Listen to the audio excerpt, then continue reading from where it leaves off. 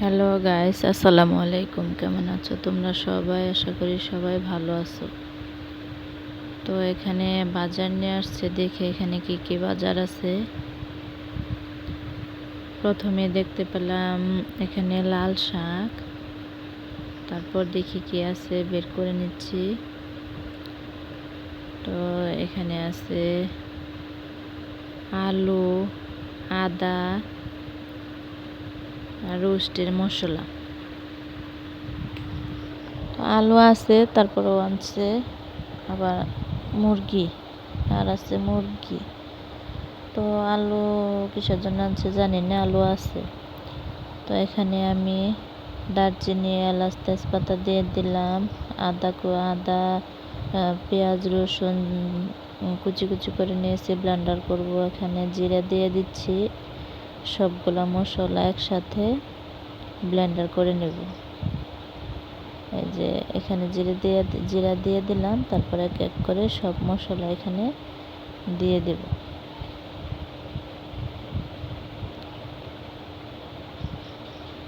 দিয়ে সুন্দরভাবে সবগুলা এই যে ব্লেন্ডার করে নিয়েছি। ব্লেন্ডার করে নেওয়ার পর এই যে এরকম হয়েছে। তো এখন কড়াইয়ের মধ্যে তেল দিয়ে দিছি। তেলের মধ্যে এখন এক এক করে মাংসগুলো দিয়ে দিব।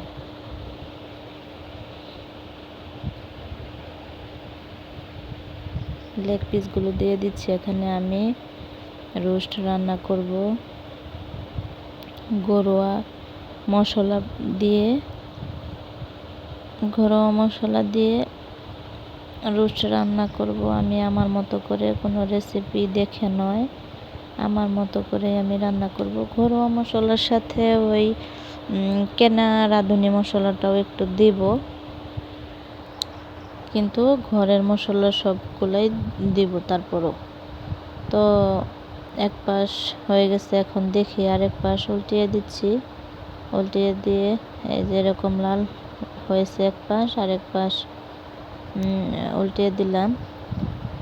তো সুন্দরভাবে চতুর্পাশ সুন্দর করে একদম ভালোভাবে ভেজে নেব। যে রোস্ট বানাবো সেজন্য ভালোভাবে রোস্টের মতো করে ভেজে নিতে হবে।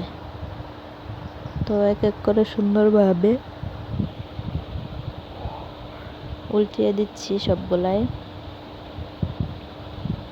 উল্টিয়ে দেওয়ার পর আমি ওই পাশের চুলায় রোস্ট বসিয়ে দেব। তো দেখো এখানে মজার একটা জিনিস দেখায়, খাওয়া শেষ হয়ে গেছে তারপর দেখাচ্ছি। চাপা শুটকির পুলি আমরা বলি, কুমড়া পাতায় মুড়িয়ে পুলি তৈরি করে, সেই পুলি আমার মা নিয়ে আসছিল। খাওয়া শেষ হয়ে গেছে, দেখানোর মনে নেই, এখন মনে হলো সেজন্য দেখিয়ে দিলাম। খুবই মজা, সুস্বাদু একটা জিনিস, চাপা শুটকির পুলি। তো এখানে আমি কড়াইয়ের মধ্যে বেশ খানিকটা পেঁয়াজ দিয়ে নিছি। তেল দিয়েছি, তেলের মধ্যে পেঁয়াজ, আস্ত রসুন, কাঁচামরিচ সবগুলো দিয়ে দিছি। তেজপাতা, এলাচ, দারচিনি সবগুলো মশলা এখানে দিয়ে ওই পাশের চুলায় ওই রোস্টের মশলাগুলো কষিয়ে নেব। সবগুলো বসিয়ে দিয়েছি, আর এই চুলায় এই মাংসগুলো ভেজে নিচ্ছি। তো উল্টিয়ে পাল্টিয়ে সুন্দরভাবে এই পাশে ভাজা হতে থাক, আর ওই পাশে আমি রান্না করে নিচ্ছি। এই রাঁধুনি মশলাটা আমি ব্যবহার করব। এই যে মাংস ভাজা হয়ে গেছে, তো এই পাশে পেঁয়াজও অনেকটা লাল লাল হয়ে গেছে। এখন আমি বাকি মশলাগুলো দিয়ে দেব। তো এর মধ্যে ওই যে পেস্ট করলাম ওই মশলা এখানে দিয়ে দিলাম। ওইখানে কিন্তু সব মশলাই দেওয়া আছে এই পেস্টের মধ্যে। ওই মশলাটা এখানে বেশ খানিকটা দিয়ে দিলাম, অনেকটুকু দিয়ে দিছি। দিয়ে সুন্দরভাবে নাড়াচাড়া করে নিচ্ছি। তো লাল লাল করে তো সবগুলাই ভেজে নেওয়া হয়ে গেছে। এখন এর মধ্যে একটু পানি দিয়ে দেব। তো রসুন ওই মশলাগুলো হালকা ভেজে নেওয়া হয়ে গেছে। এখন এর মধ্যে পানি দিয়ে দেবো ওই জিরা ব্লেন্ডারের ঝাল ধুয়ে রাখা পানি, মশলা ব্লেন্ডার করছিলাম ওইখানে পানিগুলো আমি রেখে দিয়েছিলাম, ওই পানিগুলো এর তরকারির মধ্যে দিয়ে দিলাম। এখন এখানে সুন্দরভাবে সবগুলা গুঁড়া মশলা অ্যাড করে নেব। তো এখানে আরেকটু পানি দিয়ে দিছি আমি। তো এখন আস্তে আস্তে সবগুলা মশলা দিয়ে দেব। এখানে দিয়ে দিলাম লবণ, দিয়ে দিচ্ছি হলুদের গুঁড়া। তো প্রথমে কিন্তু মাংস আমি হলুদ আর লবণ দিয়ে ভেজে নিয়েছিলাম, আর কোনো মশলা ওখানে দিইনি।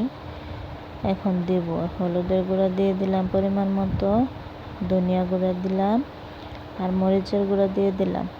আর এখন দিয়ে দেবো এই রাঁধুনি মশলা। এই রাঁধুনি মশলার মধ্যে সবগুলো মশলা দেওয়া আছে, তারপরও আমি ওই আমার মতো করে সবগুলাই ব্যবহার করি। দিয়ে দিলাম। আমি কিন্তু কিশমিশও দিয়ে দিয়েছিলাম অনেকগুলা, সেগুলো বলার মনে নেই, এখন বলে দিলাম। তো কিশমিশ দেওয়াতে মিষ্টি হবে সেজন্য আর চিনি দিইনি, এই মশলার মধ্যে চিনি দেওয়া আছে। আর আরেকটা কথা বলি, আমি কিন্তু দুধ খাই না, দইও খাই না, সেজন্য আমি ওই রোস্টের মধ্যে দুধ দই কোনোটাই ব্যবহার করি না, আমি এইভাবেই রান্না করি। তো মশলা কষানো হয়ে গেছে, এখন এর মধ্যে দিয়ে মাংসগুলো দিয়ে দিলাম। মাংসগুলো দিয়ে সুন্দরভাবে ঢাকনা দিয়ে দেব। ঢাকনা খুলে দেখি কি অবস্থা। এই যে দেখো আমার মাংসগুলো কষানো হয়ে গেছে। এখন সুন্দরভাবে নাড়াচাড়া করে দেব। নাড়াচাড়া করে মাংস সিদ্ধ হওয়ার জন্য আর একটু ঝোলের জন্য পানি দিয়ে দেব। তো একটু পানি দিয়ে দিই। এই যে ওই মাংস ভাজার পরে আমি যে বাটির মধ্যে রেখেছিলাম সেই বাটি দিয়ে পানি দিয়ে দিলাম। ওইখানে এই মাংস ভাজার টুকরাগুলো পড়ে আছে, সেজন্য এখানে কালো কালো পড়লো যে দেখা গেল, ওটা কিন্তু ময়লা না, ওই মাংস রাখছিলাম ওই বাটির মধ্যে। তো দেখো এই যে আমার রোস্ট কিন্তু প্রায় রেডি হয়ে গেছে একদম। আর একটু ঢাকা দিয়ে রেখে দেব। তো একটু ঝোল ঝোল রাখলে ঝোল দিয়ে খাওয়া যায়, সেজন্য আমি একটু ঝোল রেখে দেব। দেখো আমার রোস্ট একদম কমপ্লিট। ফাইনাল লুক দেখতে কেমন হয়েছে তোমরা জানিয়ে যাবা কমেন্টের মাধ্যমে, শেয়ার করে দেবা বন্ধুদের সাথে, লাইক দিয়ে দেবে, আর আমার চ্যানেলটা সাবস্ক্রাইব করে আমার পাশে থাকবে। তোমাদের সবাই কাছে আমার এই আশাটা থাকবে। আর আমি তোমাদের সবার জন্য দোয়া করি, তোমরা সবাই আমার জন্য দোয়া করবে। আমার অনেক বিপদ যাচ্ছে, আমার জন্য সবাই দোয়া করবে। আসসালামু আলাইকুম, আল্লাহ হাফেজ।